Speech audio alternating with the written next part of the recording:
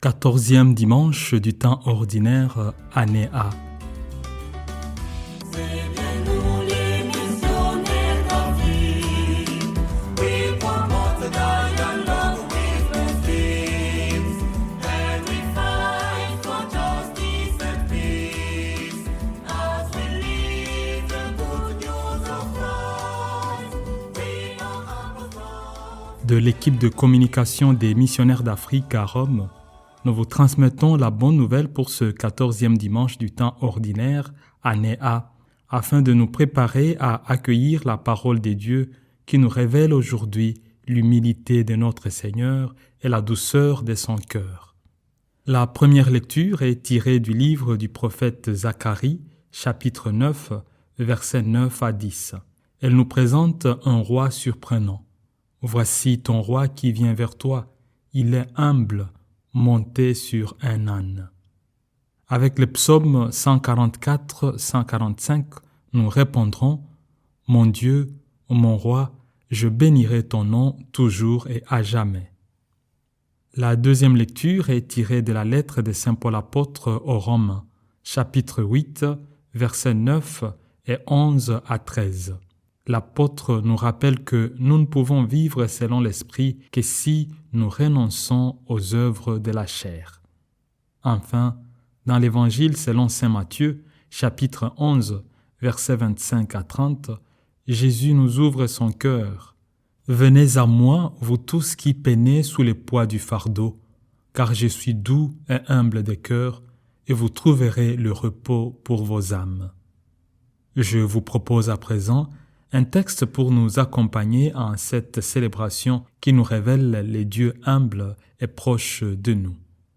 Je suis Serge Zihalirwa Boroto, missionnaire d'Afrique. Dieu est humble. Chers frères et sœurs dans le Christ, dire que Dieu est humble semble à première vue une expression détachée de tout ce que nous disons habituellement de lui. Nous parlons volontiers de sa toute-puissance, de sa majesté, de sa gloire, de sa sagesse infinie, de sa miséricorde sans limite. Et pourtant, les lectures de ce dimanche nous invitent à contempler un trait souvent oublié, l'humilité des dieux. Cette humilité qui traverse l'histoire du salut et qui se révèle pleinement en Jésus-Christ. Frères et sœurs, c'est en Jésus que cette humilité divine se manifeste avec éclat. Il ne se présente pas comme un maître dominateur, mais comme un frère qui se fait proche. Il nous ouvre son cœur et nous adresse cet appel. « Venez à moi, vous tous qui peinez sous le poids du fardeau, et moi, je vous procurerai le repos. Car je suis doux et humble de cœur, et vous trouverez le repos pour votre âme. » L'humilité n'est donc pas un simple trait moral. Elle est le style même de Dieu, la manière dont il se révèle, dont il sauve, dont il nous conduit. Ainsi, saint Augustin le disait avec force, « Plus tu es grand, plus tu dois être humble. » La première lecture, tirée du prophète Zacharie, présente un roi inattendu. « Voici ton roi qui vient vers toi, humble, monté sur un âne. » Cette image nous renvoie immédiatement à l'entrée messianique de Jésus à Jérusalem.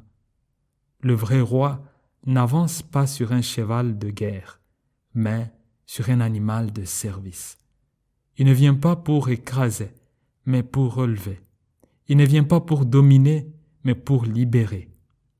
L'humilité est son étendard, la douceur est sa force, la paix est son arme. Un de nos professeurs, pendant la formation philosophique, ne cessait de nous rappeler que l'humilité, c'est prendre sa place, même lorsque cette place est la première. En effet, pour saint Thomas d'Aquin, l'humilité chrétienne consiste à se voir tel que l'on est, sans se surestimer par orgueil, mais sans se sous-estimer par pusillanimité. Nier les dons reçus n'est pas de l'humilité. C'est une fausse modestie qui offense la vérité. L'humilité n'est donc pas de se rapetisser artificiellement, mais de reconnaître la vérité.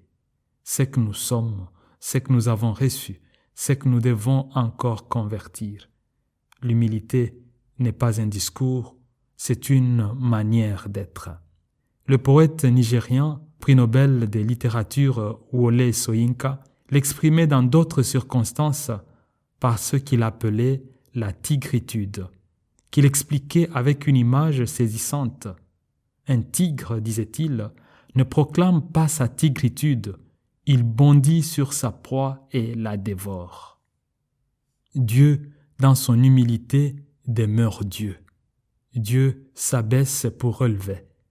Il descend pour élever. Il se fait pauvre pour enrichir. Il se fait petit pour sanctifier. C'est le mouvement même de l'incarnation, de la croix, de l'Eucharistie. Le chant intitulé « Regardez l'humilité des dieux » l'exprime bien par ses paroles poétiques. Admirable grandeur, étonnante bonté du Maître de l'univers, qui s'humilie pour nous au point de se cacher dans une petite hostie de pain. Faites-vous tout petit, vous aussi, devant Dieu, pour être élevé par lui. Ne gardez rien pour vous. Offrez-vous tout entier à ce Dieu qui se donne à vous. Les béatitudes sont un autre enseignement de Jésus-Christ qui nous montre ce chemin. Les pauvres de cœur, les doux, les miséricordieux, les artisans de paix, ce sont eux que Dieu regarde, relève et accompagne. Pensons à David, à Marie et Joseph, à Zacharie et Élisabeth, à Pierre et Paul et à tous les apôtres. Tous ont commencé dans la petitesse, dans la discrétion, dans la fragilité. Dieu les a conduits de la poussière à la grâce, jamais de la grâce à la poussière. Comme le dit le psaume, le Seigneur soutient tous ceux qui tombent et relève tous ceux qui sont affaissés. Dans la deuxième lecture, saint Paul nous rappelle que nous ne pouvons pas vivre cette humilité par nos seules forces. C'est l'Esprit qui nous guide, qui nous libère de la logique de la chair, celle de la vanité, de la compétition, de la recherche de reconnaissance, pour nous conduire vers la logique des dieux, la simplicité, la vérité, la douceur. Ne pas être humble, c'est vivre selon la chair. Être humble, c'est laisser l'Esprit nous façonner. Ainsi, nous découvrons que Dieu vient au milieu de nous. Il marche avec nous. Il nous accompagne par les sacrements, par sa parole, par son esprit. Il ne s'impose pas, il se propose. Il ne force pas, il invite. Il n'écrase pas, il relève. Frères et sœurs, Jésus nous pose une question décisive. Pourquoi peinons-nous? Pour être vus? Pour être reconnus? Pour obtenir honneur ou prestige? Ou bien peinons-nous pour devenir doux et humbles de cœur comme le Maître?